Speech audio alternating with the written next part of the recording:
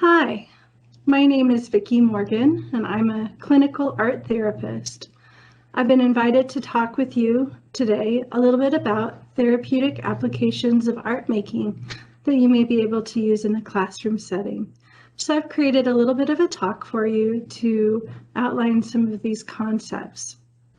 I'll be talking to you today about creative connecting and what I like to call focused art making.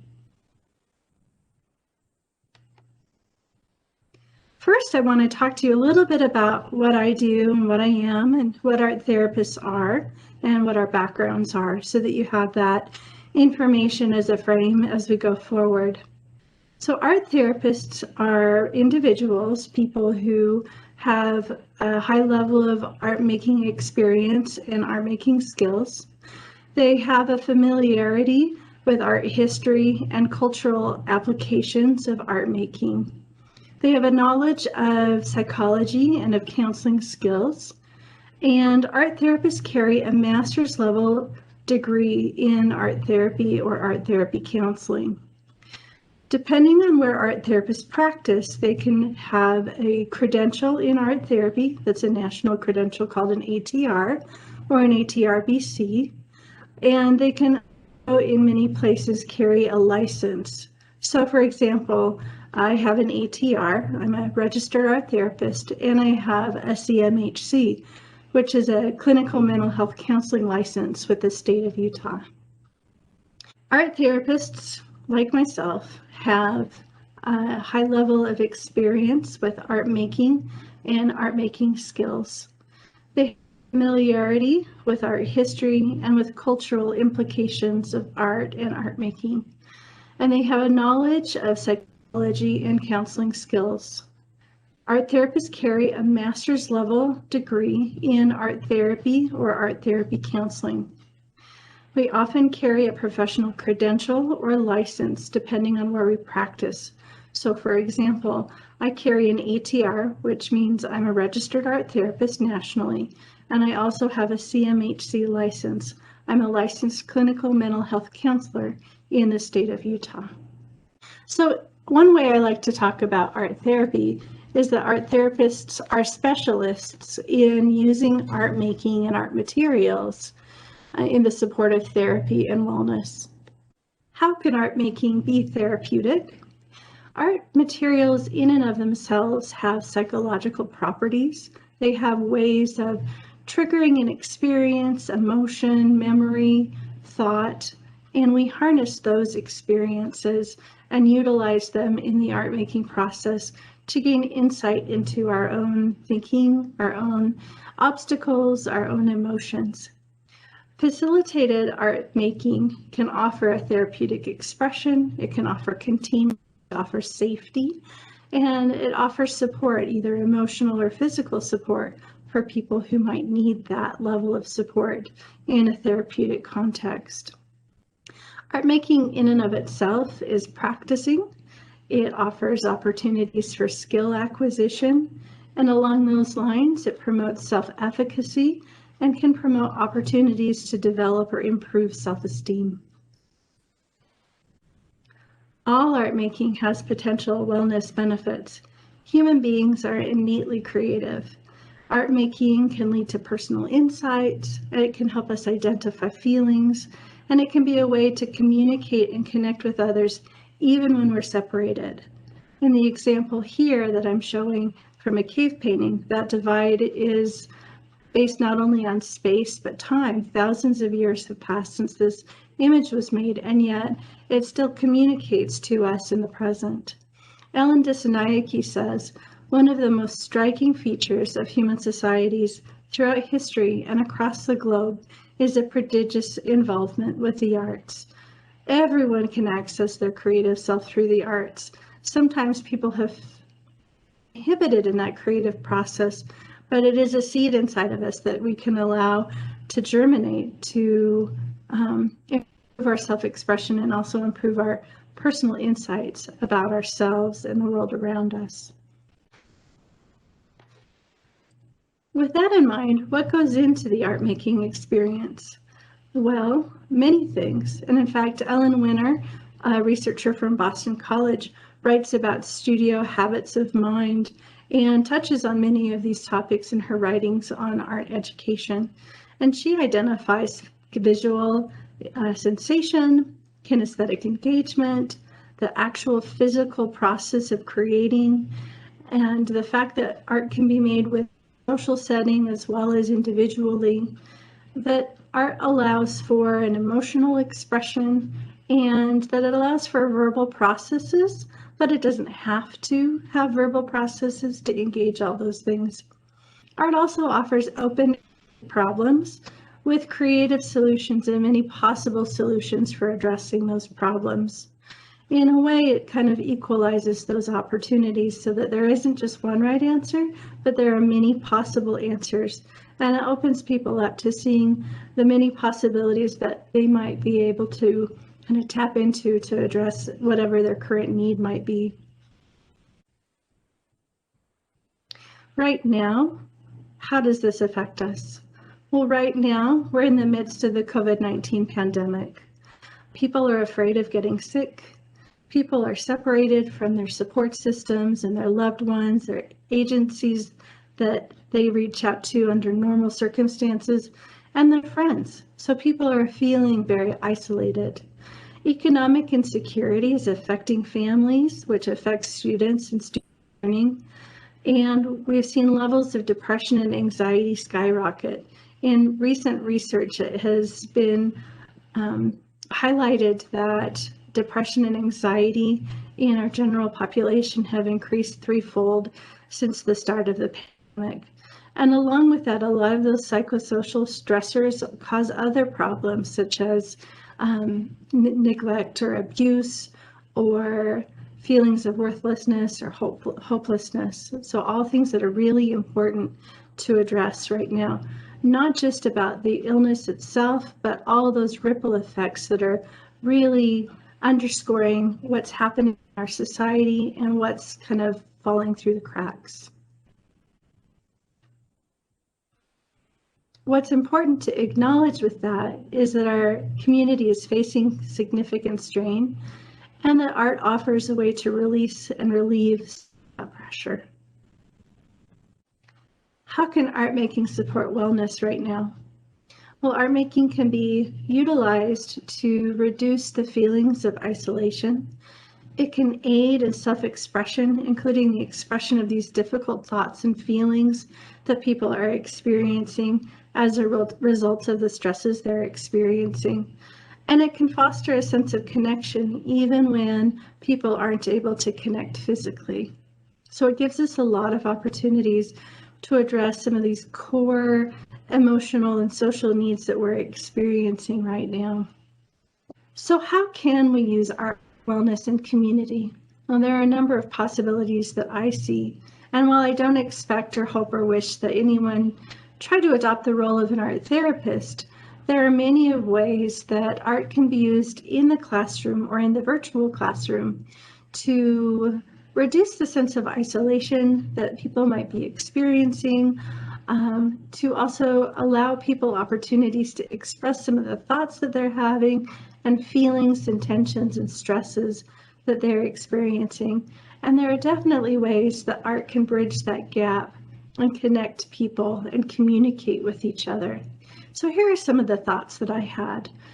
Projects involving art journaling or mail art. Zines can be a particularly effective way to connect, create a work independently and then exchange or swap them. Site-specific art offers opportunities, as well as art abandonment projects and distance community art projects. It's important to note that art is a lens into the thoughts and feelings of the artist, and sometimes what we can see can be a little concerning. So I want to address that as well. Well, let me first talk about some of these projects and how they may have possible connections with things that you may choose to do in the classroom. Art journaling is one example that came to mind. This is a series of photographs from a project in Brooklyn called the Sketchbook Project. And the Sketchbook Project is based around the concept that artists are sent sketchbooks that are blank, and they're asked to fill them with their sketches, whatever kinds of things that come up to them. And then they're invited to resubmit them back to the Sketchbook Project library, where they can be accessed by anybody who wants to see them. This is a great way to share some thoughts and visual journaling, some experiences, some sketches, that visual content, and it reaches other people and can be shared that way.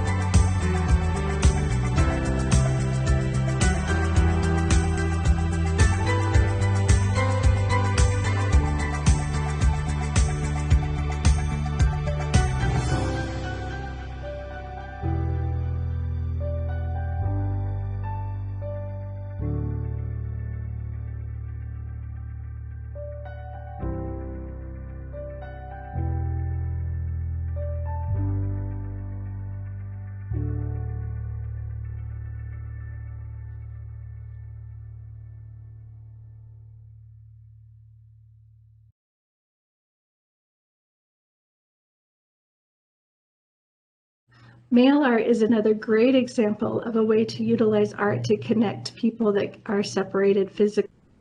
Mail art has its origins in the Fluxus movement and is highly influenced by the work of the Ray Johnson School and Canadata.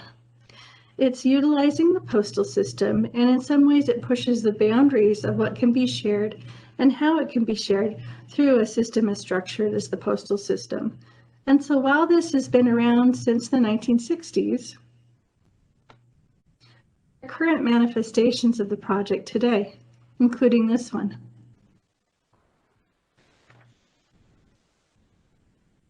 This is called the Artists of the USPS, and it's an artist project that's fully designed around promoting the value and the necessity of the United States Postal Service. It involves one artist beginning the work of art, mailing that to a second artist for completion, and then the end results are submitted through social media so that they can be seen by the public.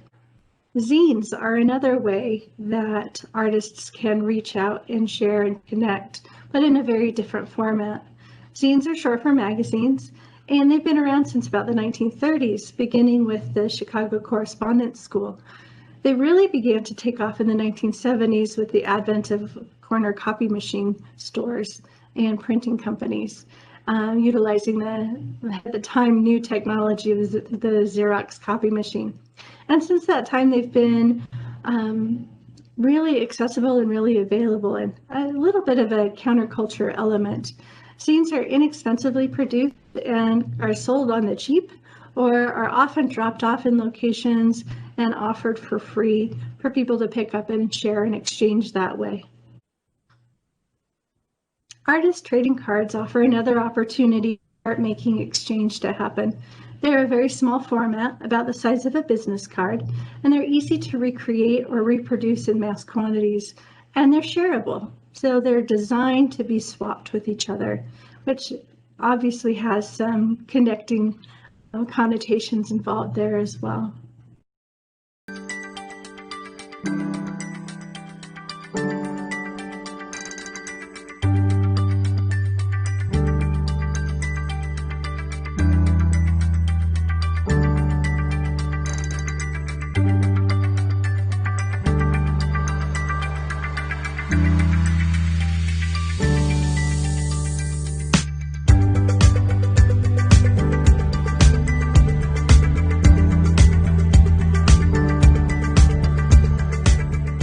Another form of art that could be really valuable at a time like this is site-specific work.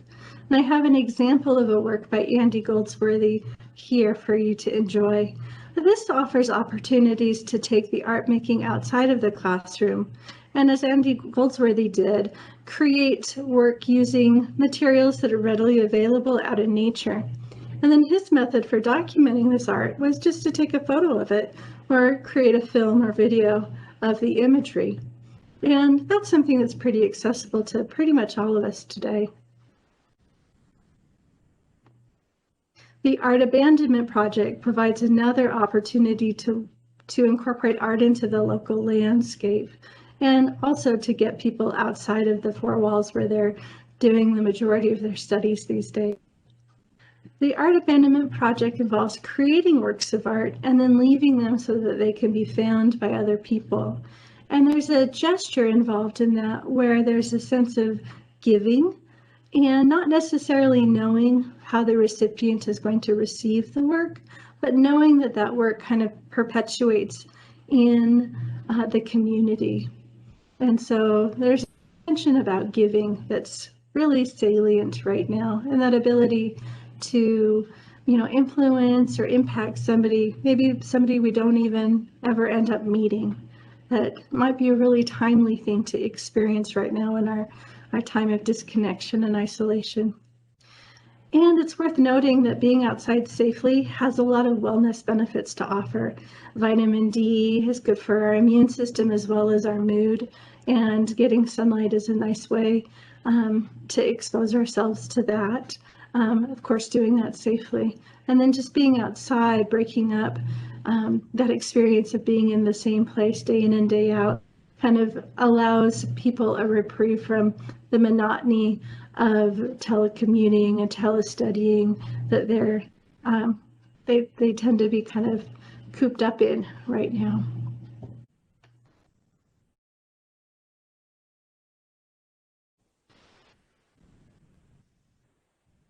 I'd also like to talk to you a little bit about distance-based community art projects.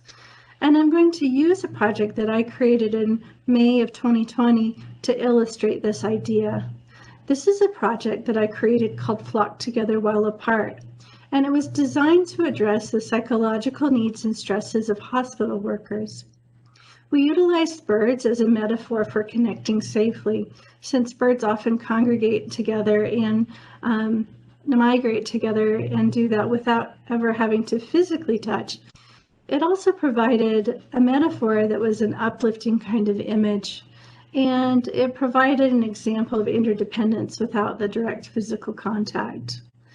We utilized materials that were readily available and accessible to everyone, whether they were people coming into work or people who were telecommuting. We created templates that were in PDF form, and we printed many of them out for people who were going to be working on site. Hospital workers were then able to take those templates and create imagery and words of hope, of a wish, of solidarity, and of connection.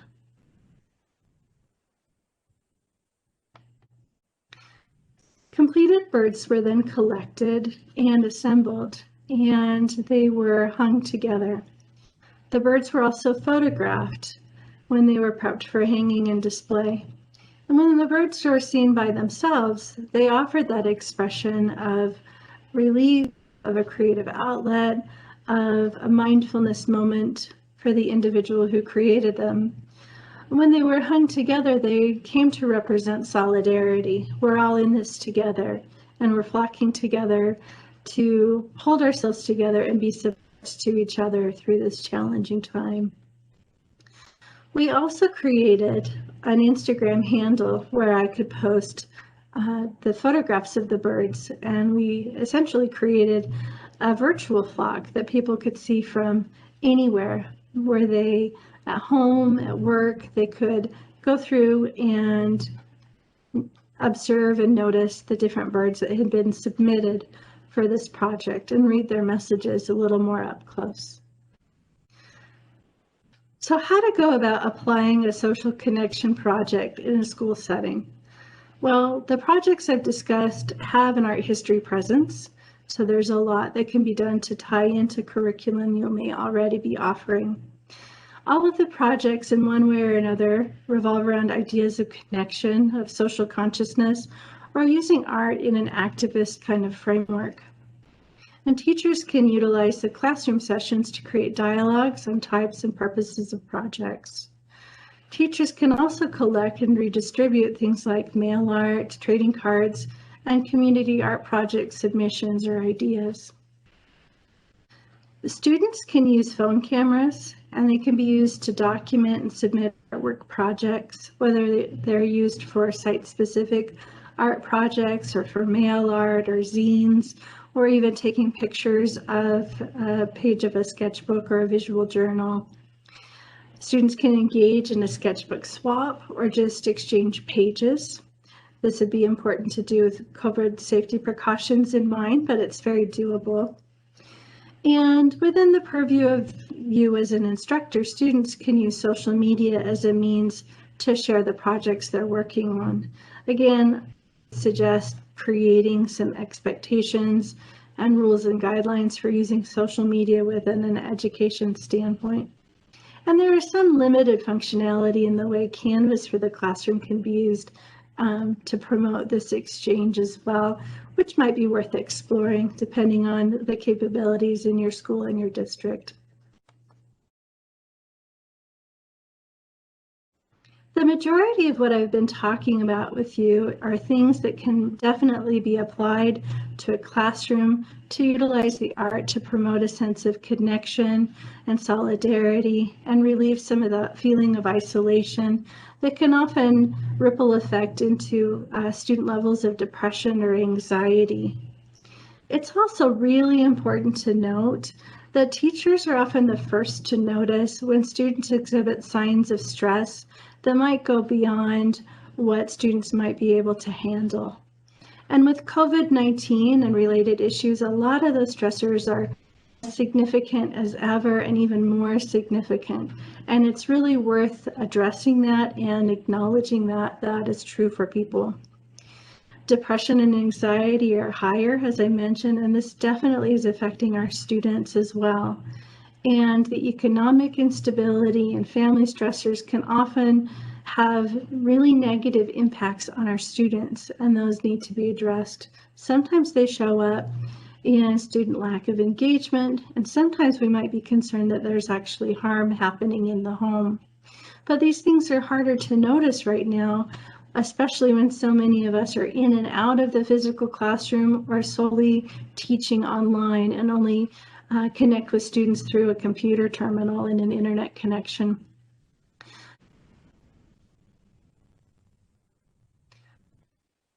I do want to let you know, though, that there are resources that are available to you as a teacher if you notice things that are concerning to you.